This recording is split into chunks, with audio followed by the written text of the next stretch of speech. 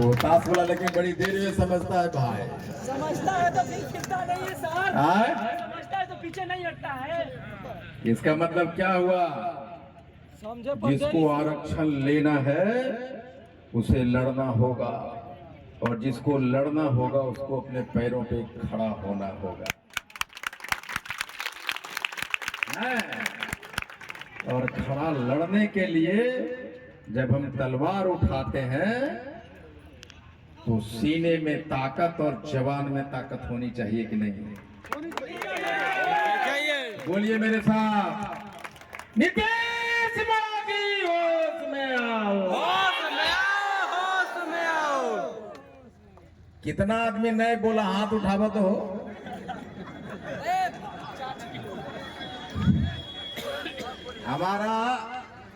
हमारा दादा गुलाम था, मेरा बाप गुलाम पैदा हुआ।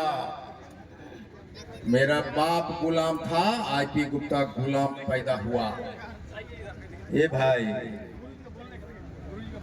मंच पे नहीं है, हलचल मंच पे नहीं हो, आवाज नहीं हो।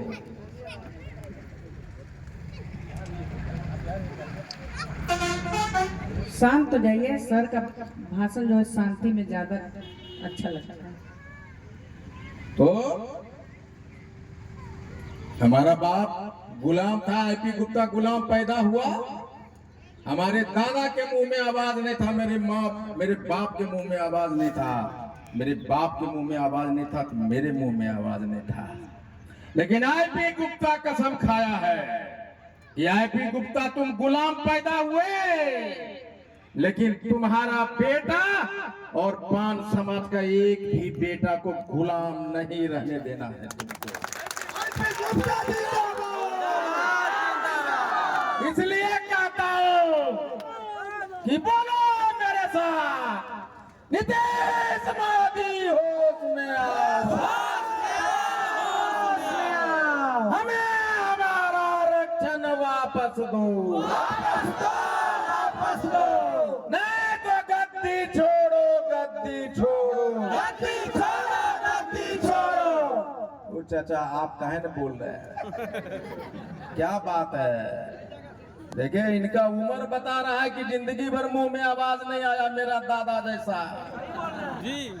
ये नहीं बोल रहे हैं, ये कैमरा चल रहा है, मेरा आईडी से फेसबुक से लाइव हो रहा है, कैमरा जाते जाते इनके ऊपर जाएगा और नीतीश जी कहेगा कौन बोल रहे, देखो कैमरा घुमाओ, पता चलेगा को बुढ़वा उधर लोग नहीं बोले हैं नहीं, उधर एगो चाची हेलो नहीं बोल को बोले रे ये दोनों के पकड़ के लाओ। एकरा जैसा 10-10 आदमी और होगा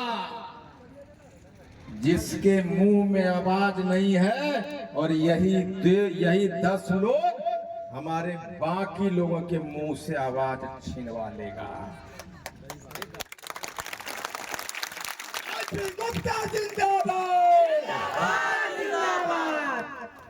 छिनवा लेगा तो आपके वजह से, और एक लड़का भी अगर ये आवाज मुंह में नहीं डालता तो हमारे आरक्षण के दरवाजे पे ताला लगाने का काम करते हो। इसलिए बोलो मेरे साथ, नीतीश मोदी होश में आओ,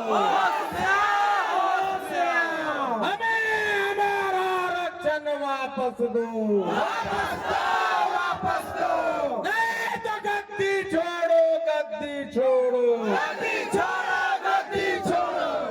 पीछे में कुछ लोग हैं जो मैं यहां से देख पर होकर हाथा नहीं उठ रहा है।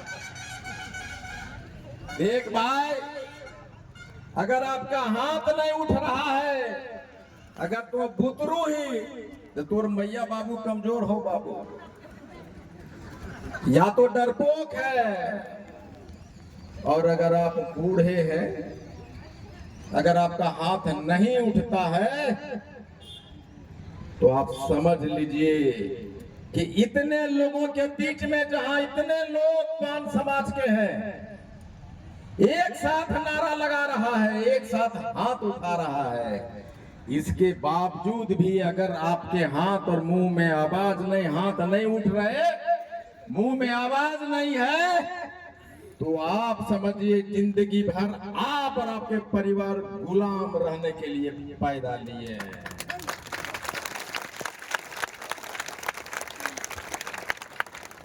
सही बोल रहा हूं ना? Yes sir. अगर ये आवाज, अगर ये हाथ 25 बरस पहले, 50 बरस पहले उठे होते, ये 75 वर्षों से हमारे घरों से IAS IPS बनने के अवसर छीने गए। हमारे बच्चों को मार्बल मिस्त्री, राज मिस्त्री बनने के लिए मजबूर किया। हमारे पान बस्तियों में नौजवान खाली कर दिया गया। सारे लोगों को दिल्ली मद्रास शहर भेज दिया गया। हमारी बेटियां अपने बाप के इंतजार में है कि दुर्गा पूजा में आएगा। माँ कहती है बेटी चुप रह, बाबू दुर्गा पूजा में तो, होली में तो कौन दोषी है उसका। हमारी बेटियों के आंसुओं को पूछने वाला घर में कौन है। जवान पत्नी इंतजार कर रही है अपने पति का, एक जवान पति इंतजार कर अपने पत्नी का, एक बूढ़ा माँ बाप इंतजार कर रहा है कि मेरा बेटा आएगा। कौन जिम्मेदार है? कांग्रेस, भाजपा, जदयू, राजद तो है ही, उससे ज्यादा जिम्मेदार हम निकम्मे, नक्कारे और नामर्द हैं। इसलिए हमारा आरक्षण छीना गया। इसीलिए मैं कहता हूं कि सीना फुलाओ और कहो, नीतीश मोदी होश में आओ, होश में आओ, होश में आओ, हमें हमारा आरक्षण वापस दो, वापस दो, वापस दो। जब हम जोर से नारा लगाते हैं तो सांस अंदर डालते हैं कि नहीं, खींचते हैं कि जोर से कि नहीं खींचते हैं। तो जिसका 50 इंची का सीना है वो 56 इंची का होता है कि नहीं होता है? अरे जब 1 मिनट में सीना फुलाने में नरेंद्र मोदी जी का बराबर कर सकते हैं तो आरक्षण वापस आ सकता है कि नहीं? नहीं आएगा बाबू, तोरा में दम नहीं है। 25 आदमी बोलता है हाँ, और 50 को ऐसे मुंह हिलाता है। ऐसे में आरक्षण आएगा? तो मुंह में क्या गया? क्या गया मुंह में बताओ?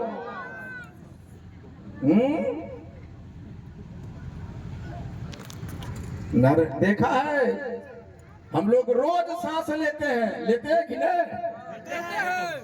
सुबह शाम 24 घंटा सांस लेते हैं, एक एक सेकंड में लेते हैं। और एक सांस लिया रामदेव बाबा ने, एक नाक से बंद किया, दूसरा नाक से लिया, दूसरा नाक से छोड़ा, फिर इसको बंद किया, इससे लिया, इसको बंद किया, इससे छोड़ा। और सांस छोड़ने और लेने के तरीके से बाबा रामदेव करोड़पति नहीं, अरबपति, खरबपति हो गया। अब तो रोज सांस ले रहा है नहीं, हम लोग रोज ले रहे हैं सांस। वही राजमिस्त्री बने हुए हैं। उन्होंने क्या किया? सांस लेने के तरीके को बदल दिया। अरबपति बन गया, खरबपति बन गया। इसीलिए आरक्षण लेने के पुराने तरीके को बदलना होगा। और जब जब चीर हरण होता है तब तब महाभारत के मैदान में जाना होता है।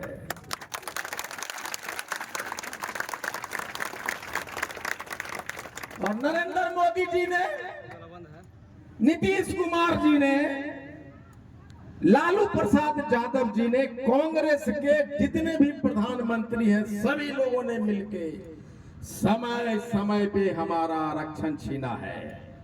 और समय समय पे ये कपड़ा बनाने वाले जाति का चीर हरण किया है। बार बार अकलब के जैसा हमारा अंगूठा काटा गया। अकलब को तो एक बार अंगूठा काटा गया, लेकिन पान समाज के अंगूठे बार बार काटे गए। इसलिए मैंने कहा कभी अब वक्त आ गया है कि इस बार जो चीर हरण किया है उसके लिए पूरा पान समाज महाभारत के मैदान पे आने के लिए खड़ा हो गया है। इसलिए मैंने कहा कि मैंने 2 नारे दिए। हमने कहा कि बाबा साहब ने कहा था शिक्षित बनो, संगठित हो, संघर्ष करो। 78 बरस हो गया शिक्षित होते होते, एकजुट होते होते संघर्ष का तो नाम ही तक नहीं पहुंचा हम लोग ने। इसलिए हमने कहा बाबा साहब नहीं होगा हमारे समाज को, हमारे पास समय नहीं, आरपी गुप्ता के पास समय नहीं है। इसलिए मैंने कहा कि सोचो, करो, कर सकती हो।